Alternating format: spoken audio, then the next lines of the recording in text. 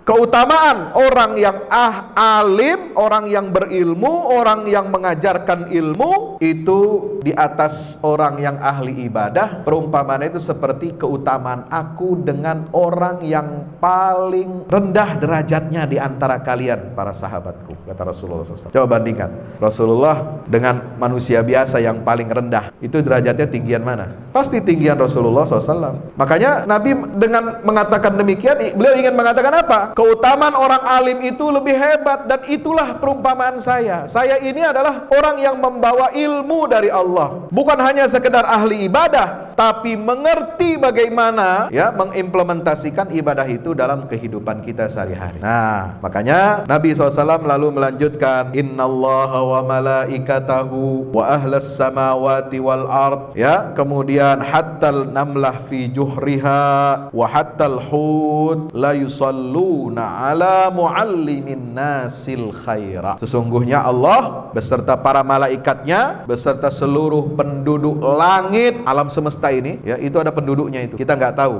itu makhluk yang gaib. Wal ard, dan seluruh penduduk bumi, kata Nabi SAW, hatta namlah fi juhriha, sampai semut di dalam lubangnya pun, bahkan ikan paus yang ada di dasar lautan, mereka itu la yusalluna, mereka mendoakan. Mendoakan di sini apa? Supaya Allah turunkan rahmatnya. Beliau dengan hadis ini mengatakan bahwa seluruh makhluk yang ada di bumi, di daratan, di lautan, di udara, penduduk langit, penduduk bumi, sampai malaikat dan Allah Subhanahu wa taala itu mendoakan yang pertama untuk Rasulullah, karena dialah yang diutus oleh Allah Subhanahu wa taala sebagai penuntun, pemberi petunjuk, dan yang mengajarkan kebaikan kepada manusia. Baru setelah itu, setelah Rasulullah, semua guru-guru dari zaman sahabat, tabi'in, terus tabi'in sampai guru-guru kita ini termasuk ke dalam cakupan hadis Nabi SAW yang menyatakan bahwa mereka akan didoakan, diberikan turun rahmat oleh Allah Subhanahu wa ta'ala. Dan ini gak kenal waktu doanya. Setiap hari, sepanjang waktu, selama guru itu masih mengajar, selama anak didiknya ingat dan mengamalkan ajaran yang diajarkan oleh